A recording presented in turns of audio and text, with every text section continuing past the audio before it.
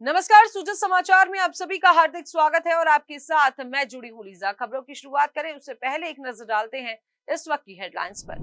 विश्व पृथ्वी दिवस पर मुख्यमंत्री श्री भजन लाल शर्मा ने दी शुभकामनाएं, पृथ्वी की रक्षा का किया आह्वान। मुख्यमंत्री श्री भजन लाल शर्मा ने किया मलसीसर डैम का निरीक्षण, शेखावटी को मिलेगा भरपूर पेयजल।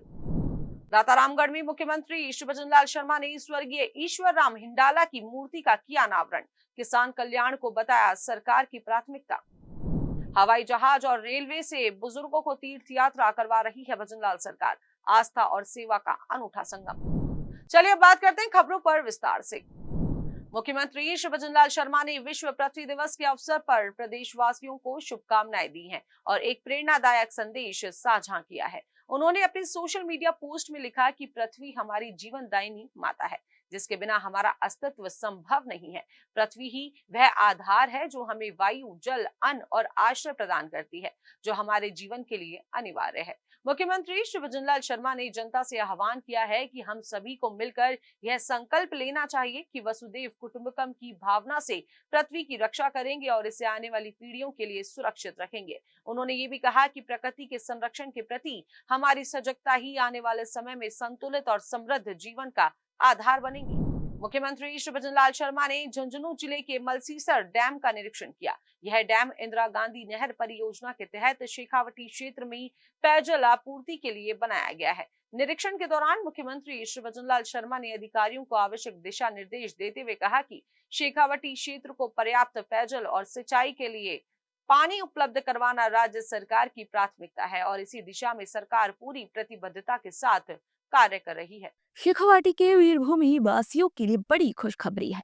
मुख्यमंत्री श्री भजन लाल शर्मा के नेतृत्व में राजस्थान सरकार ने जल संकट से जूझ रहे इस क्षेत्र के लिए ठोस कदम उठाए हैं। सरकार बनते ही हरियाणा सरकार के साथ यमुना जल समझौते पर एमओयू साइन किया गया ताकि यमुना का जल शेखावाटी तक पहुंचे। अब यह समझौता धरातल पर उतर चुका है और इसकी क्रियान्विति भी शुरू हो गई है। मुख्यमंत्री श्री भजन लाल शर्मा ने ये साबित कर दिया कि उनकी सरकार सिर्फ वायदे नहीं करती बल्कि उन्हें निभा कर दिखाती भी है। उन्होंने सबका साथ, सबका विकास और सबका विश्वास के मूल मंत्र को दोहराते हुए जन सेवा को अपनी प्राथमिकता बताया। इसी अवसर पर मुख्यमंत्री श्री भजन लाल शर्मा ने कर्म भूमि से मातृभूमि अभियान के तहत जल संचय संरचना का शिलान्यास भी किया, पूजा अर्चना कर प्रदेशवासियों के कल्याण की कामना की। मुख्यमंत्री श्री भजन लाल शर्मा ने दाता रामगढ़ के प्रेमपुरा में एक भव्य समारोह में गौ सेवक स्वर्गीय ईश्वर राम हिंडाला की मूर्ति का अनावरण किया। इस मौके पर उन्होंने एक विशाल जनसभा को भी संबोधित किया और श्री हिंडाला के सामाजिक योगदान, गौ सेवा और किसान कल्याण के लिए किए गए कार्यों को भावभीनी श्रद्धांजलि के साथ याद किया। दाता रामगढ़ में आयोजित एक विशाल जनसभा को संबोधित करते हुए मुख्यमंत्री श्री भजन लाल शर्मा ने किसानों के कल्याण को सर्वोच्च प्राथमिकता बताते हुए कहा कि वे इस देश के अन्नदाता हैं और सरकार उनके लिए पूरी ईमानदारी और संकल्प के साथ कार्य कर रही है। मुख्यमंत्री श्री भजन लाल शर्मा ने बताया कि किसान सम्मान निधि की राशि में बढ़ोतरी की गई है और वर्ष 2027 तक किसानों को दिन के समय बिजली उपलब्ध कराने का लक्ष्य तय किया गया है। साथ ही शेखावाटी क्षेत्र तक यमुना नदी का पानी पहुंचाने के संकल्प को भी दृढ़ता से दोहराया। मुख्यमंत्री श्री भजन लाल शर्मा ने राज्य की पारदर्शी व्यवस्था का जिक्र करते हुए कहा कि पहले भर्ती परीक्षाओं में पेपर लीक जैसी घटनाएं आम थी, लेकिन अब उनकी सरकार ने इन पर पूरी तरीके से अंकुश लगाया है। निष्पक्ष परीक्षा प्रणाली के माध्यम से युवाओं को न्याय दिलाया गया है और इसी मौके पर मुख्यमंत्री श्री भजन लाल शर्मा ने जन कल्याणकारी योजनाओं को अंतिम व्यक्ति तक पहुंचाने की अपील की और दाता रामगढ़ की ऐतिहासिक विरासत और पूर्व उपराष्ट्रपति को श्रद्धांजलि दी।